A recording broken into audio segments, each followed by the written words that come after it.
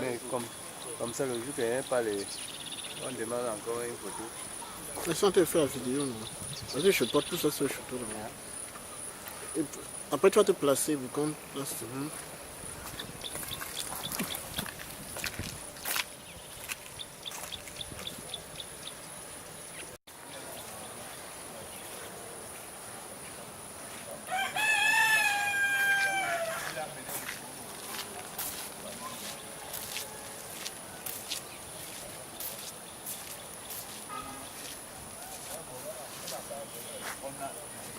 Là où nous marchons là, c'est de la terre que nous avons achetée. On a réalisé pour créer l'eau.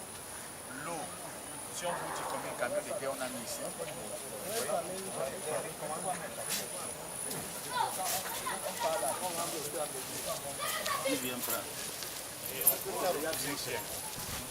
Ça, le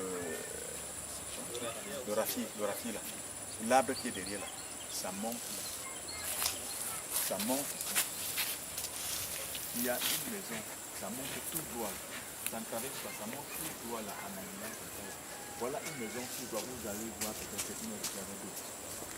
Ça traverse, oui, et ça remonte comme nous sommes en train de 10 hectares, tout de suite là. C'est pas 10 hectares, 10 hectares de monsieur Thibaut Calafol. Et c'est son petit frère, il a laissé le dernier à son petit frère. Débrouille-toi avec ça. Mais ceux qui veulent abuser, vous les mettez. C'est péché. Et vraiment, il dit, ok, j'accorde toute personne qui se sent capable. Il vient, je lui fais ses histoires correspondant au peu d'argent qu'il a sur. Oh oui, vous venez, on vous donne vos 300 000 francs. On ne se lève pas un matin, on sort peut-être 1 million ou 800 000 francs pour l'achat d'un terrain. On va professionnel. Ce que ce papa a organisé, nous avons fait avant de réaliser comme vous voyez là. Tout est fait.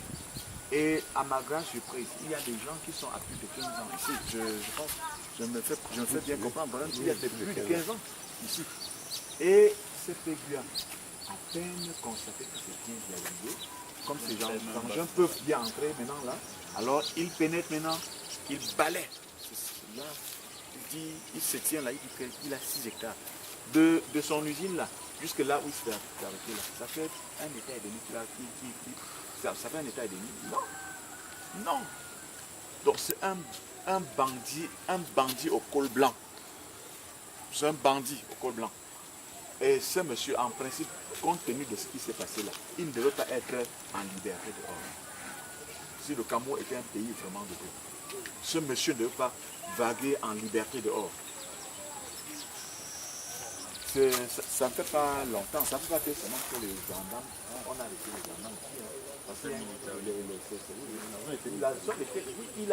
Il a réquisitionné le gouvernement et la Légion qui ont passé, voici ça. On va faire maintenant les patrouilles ici là. Si on trouve quelqu'un en train de passer, on peut lâcher le chien. Donc à 19 ans là, j'ai tout arrangé sur moi, parti. Tu comprends, non? On le connaît comme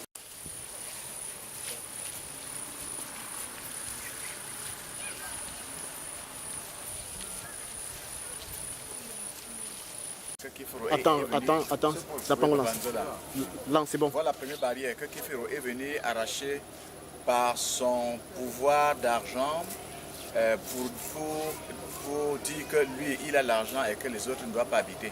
Voici la première barrière qu'il a fait et on lui a débouté au tribunal par rapport à ce qu'il a fait dans les années 2013. Voilà, il revient aujourd'hui. Il monte une seconde barrière qui est celle en face que vous voyez là. Et aujourd'hui, il appelle les militaires pour pouvoir peut-être renforcer le travail avec l'entrepreneur qu'il est en train de faire cette fameuse barrière. Ce ne sont que des assises de barrière. Et de ce fait, nous sommes déterminés. Nous sommes déterminés, nous qui avions nos maisons cassées par le pingouin Emmanuel. Nous sommes déterminés à aller jusqu'à où l'on ne peut pas arriver. Parce que même si c'est même la mort, nous allons nous battre jusqu'à ce que même le dernier de nos victimes tombe pour ce terrain. Donc il n'aura pas la vie tranquille sur ce terrain, sur ce qu'il est en train d'arracher, sur un terrain qui ne lui appartient pas. Moi je parle en tant que sinistré. J'ai mis une maison de plus de 3 chambres à coucher, 2 douches, un salon. Et Kifero est venu détruire ma réserve de près de 25 ans. Voilà ça. Alors aujourd'hui c'est un bandit. C'est un bandit. Tu reviens? Tu dis qu'on a besoin des interviews. Ouais, comment les gens sont comme ça?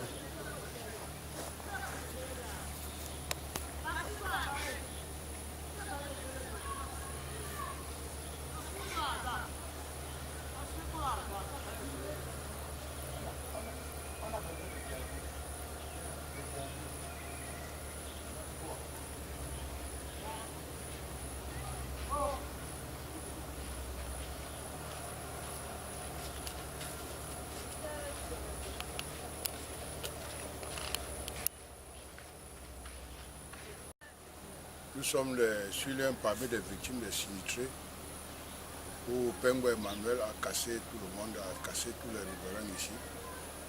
Depuis 5 mois que nous sommes au tribunal, et ce parcelle a un titre foncier 500 222. Et depuis, nous sommes au paquet qu'on a demandé l'arrêt de travaux. Lui, il dit, il s'en fout que les autorités de Douala sont ses amis.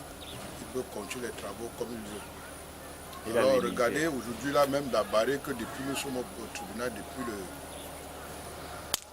le 7 juillet, on a demandé de suspendre les travaux qu'on essaie de voir entre les 2 titres qui a raison parmi les 2 parcelles. Monsieur, il s'en fout des autorités compétentes, il vient sur le terrain, il continue à faire hors la loi. Hors de la loi, il se dit qu'il est hors de la loi.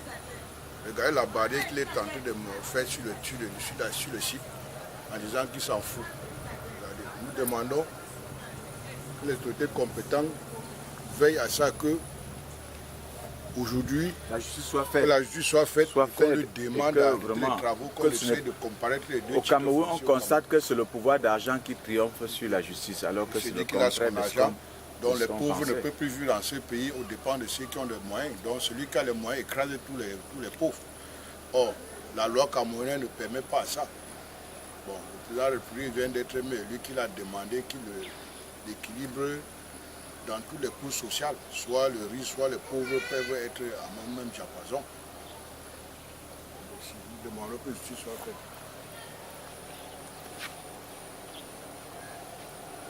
Voilà la distance qui sépare la nouvelle barrière de Kifero à l'ancienne barrière, avec une maison d'un de nôtres. Il a esquivé la première barrière qu'il avait dirigée, il est venu monter celle-ci. Est-ce que ce monsieur est conscient? Est-ce que c'est un humain? Ce Pengwa Emmanuel, je pense qu'il a vendu son âme au diable. Parce que si c'est un humain, il ne pouvait pas vraiment casser plus de 101 maisons, sans toutefois avoir acquis la décision de la justice. Il casse au hasard parce qu'il a de l'argent, parce qu'il est au comité central du RDPC et il se permet à tout faire, à nuire les Camerounais partout où ils peuvent se sentir à l'aise. Pengwa avait le fameux argent. Si on demande la provenance de cet argent, est-ce qu'il peut justifier? Est-ce que ce ne sont pas les ministres de ce régime qui sont derrière son argent, qui financent ces investissements? Parce que si ce n'est pas le cas, comment vous pouvez dire que quelqu'un peut aller calquer un titre foncier sur un autre dans un pays de droit, dit de droit, et on accepte? Est-ce que vraiment le Cameroun est un pays de droit? Si vous me dites oui, ce que Pengwa ne devrait pas détruire 101 maisons, des maisons construites à plus de 30-50 millions de francs, de nos francs. On ne se lève pas un matin, on construit une maison. On ne se lève pas un matin au Cameroun, on achète un terrain pour se construire. Nous avons acquis notre terrain en toute légalité. Nous sommes dans un titre foncier, le 35-522, qui ne souffre de rien.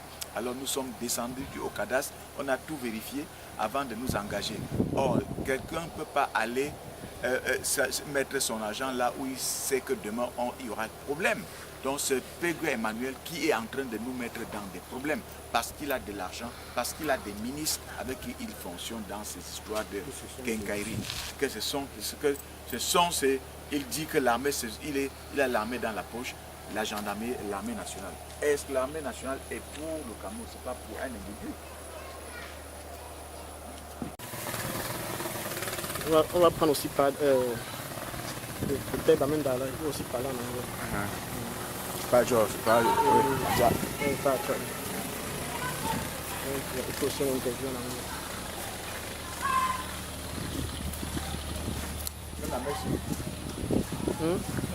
Oui, oui, c'est un peu aussi. Madame, tu coupes. Come here.